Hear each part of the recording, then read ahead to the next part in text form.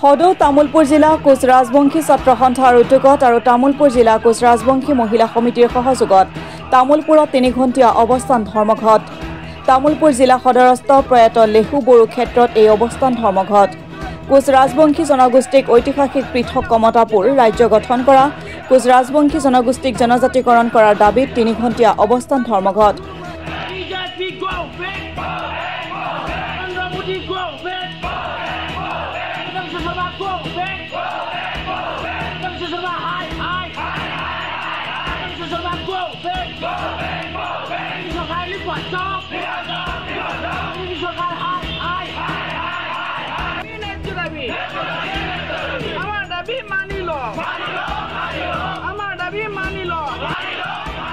প্ৰতিবাদকাৰীসকলে হাতে হাতে প্লে কাৰ্ড লৈ নো এছটি নো ৰেছ, আমাক কমতাপুৰ লাগিবই, আমাক জনজাতিকৰণ কৰক, বিজেপি গো বেক, অসম চৰকাৰ হাই হাই, মুখ্যমন্ত্ৰী doctor Himanta Biswa Sarma go back, Akrasu জিন্দাবাদ আদি শ্লোগান দি উত্তাল কৰি তোলে সমগ্ৰ পৰিৱেশ।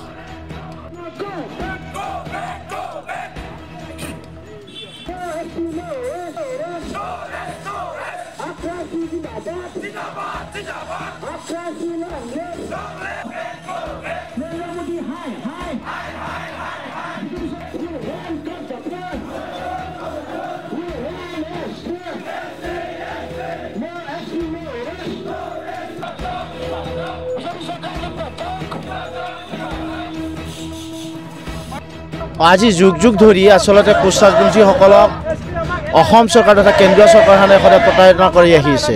যিটো সময়ত কোচ ৰাজবংশীসকলে আসলে নিজৰ অধিকাৰৰ কাৰণে সংগ্ৰামত বাহিৰে আন একো পন্থা নাই। যুগ যুগ ধৰি সংগ্ৰাম কৰি আহিছোঁ যে কোচ ৰাজবংশীসকলক জনজাতিকৰণৰ মৰ্যাদা প্ৰদান কৰক, লগতে পৃথক কমতাপুৰ পূৰ্বৰ সেই পৃথক কমতাপুৰ ৰাজ্যখন আমাক ঘূৰাই দিয়ক।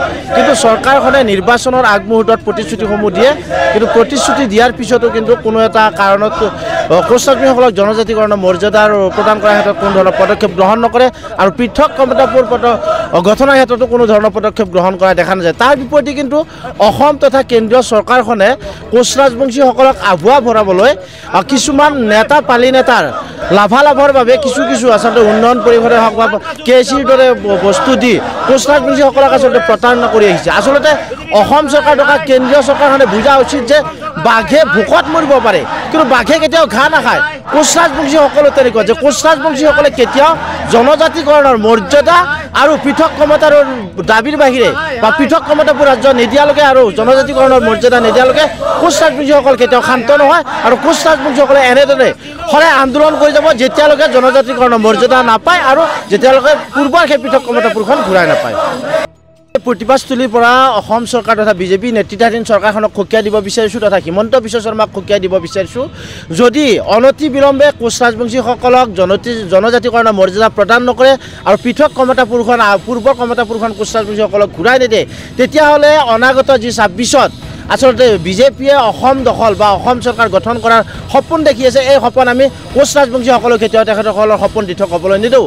আমি এই অসমৰ পৰা বিজেপি চৰকাৰখনক হাতা অভিযান চলাবলৈ আজিৰ পৰা আমি বদ্ধপৰিকৰ। গতিকে আমি আকৌ এবাৰ কৈছোঁ যে আচলতে কোচ ৰাজবংশীসকলক জনজাতিকৰণৰ মৰ্যাদা প্ৰদান কৰিম আৰু পৃথক কমতাপুৰৰ ক্ষেত্ৰত পদক্ষেপ গ্ৰহণ কৰিম বুলি বাৰে বাৰে নিৰ্বাচনী ইস্যু হিচাপে তেখেতসকলে আমাক আচলতে ললিপপ দি আহিছে, কিন্তু কোচ ৰাজবংশীসকলক নিৰ্বাচন যোৱাৰ পিছতে প্ৰতাৰিত কৰি আহিছে।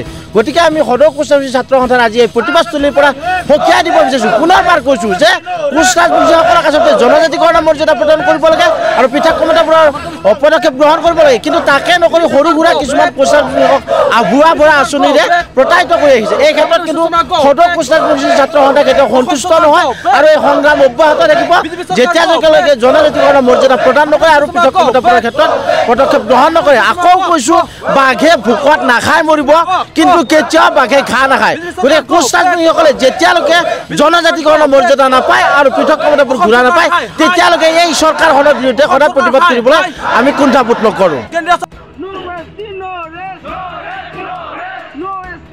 তামুলপুৰৰ পৰা সুমন বৰতলাৰ ৰিপৰ্ট, অসম টুডে।